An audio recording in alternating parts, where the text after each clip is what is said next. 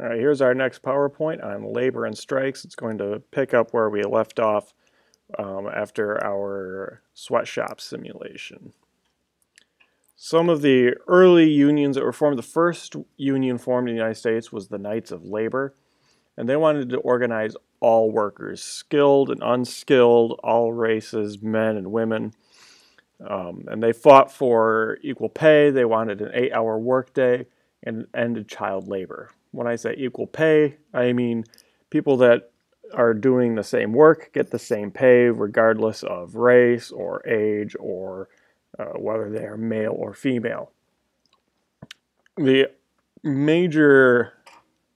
bigger union of the time was the American Federation of Labor, the AFL. And they only wanted to organize skilled workers.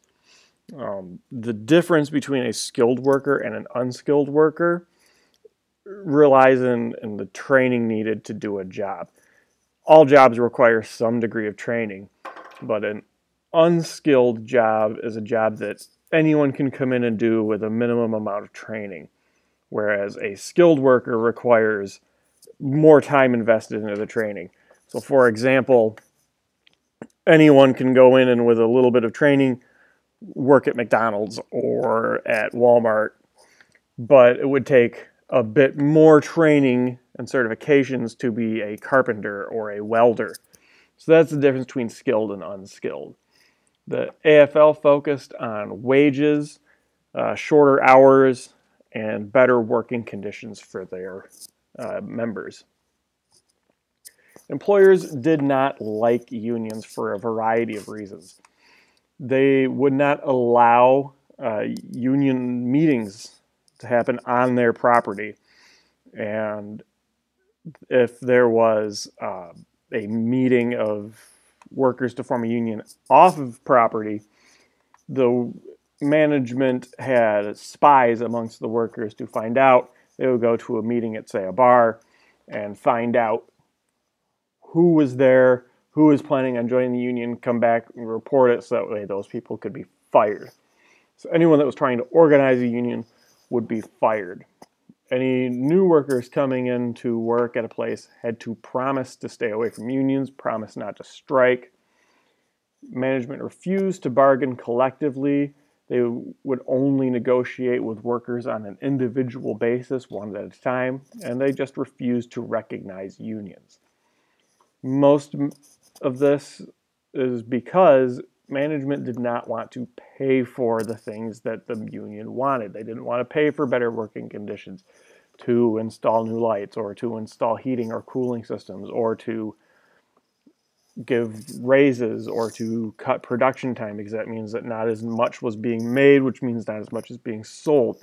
It cost them money to do these things for the workers, so they were against doing that. Two major labor leaders of the time were Samuel Gompers and Eugene V. Debs.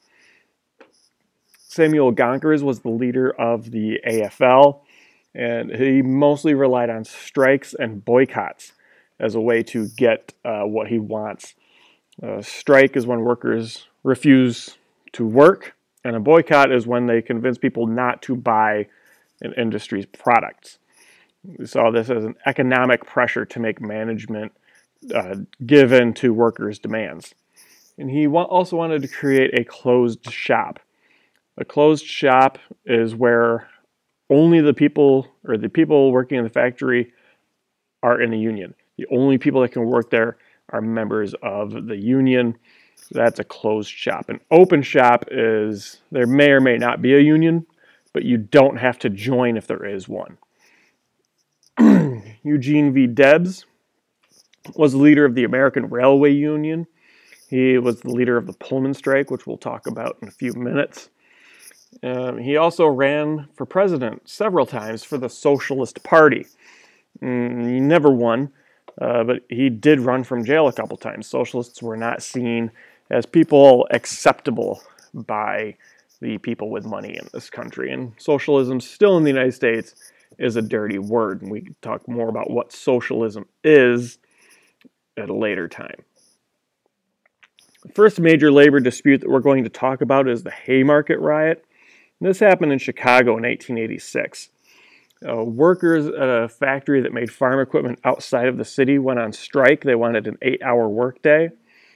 And the owner of the company brought in scabs to replace the strikers. A scab is someone who comes in to work for someone that is on strike. Scabs are generally looked down upon. That's why they're given the unflattering name of a scab. And during the strike, there was a fight between strikers and scabs. Police came in to break it up, and the police were really violent towards the strikers. Afterwards, in the city, there was supposed to be a massive demonstration and speech against the police for this. It was going to be at the Haymarket in Chicago. 3 guesses as to what they sold there. Just down the street from where this was going to happen was one of the precincts for the Chicago Police Department. They were expecting a very large crowd, so the police was there in force to make sure that nothing bad happened. There was bad weather. Far fewer people showed up than they were anticipating. During one of the speeches, someone threw a bomb at the police officers and killed 7 police officers. The police opened fire on the crowd, killing several people. By the time it was all said and done, 8 people were arrested. They blamed anarchists, people who want to get rid of government through violent means. These 8 people were, as I said, were arrested. They were convicted, and 4 of them were hanged. 1 committed suicide before he could be hanged, and the other 3 were pardoned by the governor of Illinois because of a lack of evidence against them. That the evidence used in court in their trial was not good enough. Next, we'll talk about the Homestead Strike. We saw this in the video that we watched. This is at Carnegie Steel in 1892. Workers' wages were cut, and Henry Frick wanted to get rid of the union under Carnegie's orders. They brought in Pinkerton agents who came on the river barges. There was a fight on both sides. Everyone was armed. People on both sides were killed. And eventually the Pinkertons surrender and are forced out. The National Guard comes in and ends the violence and forces the strikers to go back to work. And the workers get nothing. In fact, they lose the union, they lose pay, things don't work out well for the workers here.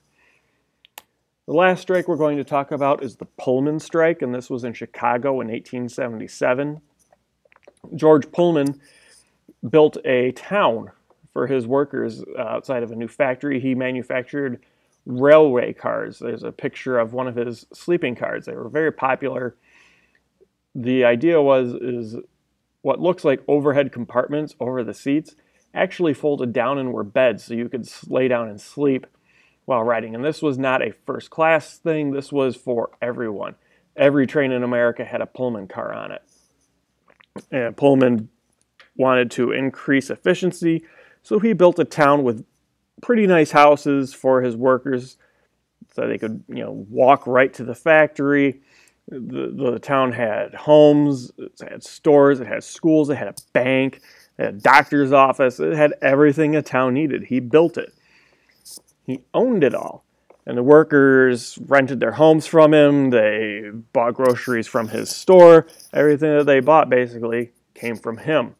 Pullman had a very controlling attitude and a very paternalistic attitude. He would not allow his workers to drink, things like that.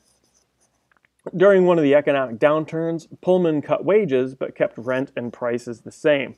So workers are making less money, but they have to pay the same amount of money for their rent and their groceries and everything else. If they wanted to have church services, they had to rent time at the church that Pullman owned to have a church service. Workers go into protest and say, look, we can't do this. You've cut our wages by 25%. We're making less money, but we have to pay the same amount. It's not working out. Can you do something? Pullman responded by firing them.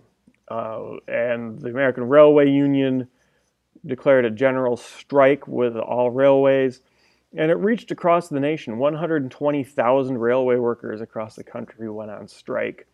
Not a train moved. The American Railway Union said that if a train had a Pullman car on it, they would not do anything to move it. This really affected the rest of the country.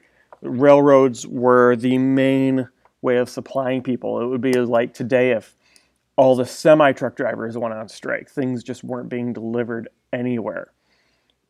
The president eventually gets involved, and the Army comes in under President Cleveland's orders. And how they end it is they put mail cars on each train and told the workers that if they were interfering with the delivery of the mail, which is a federal offense, they could all go to prison. And that is what ended the strike, forcing the trains to move again, and the workers got nothing from this strike. So that's it for this. Again, bring any questions you have with you to class. Make sure your guided notes are filled out, and I'll see you tomorrow.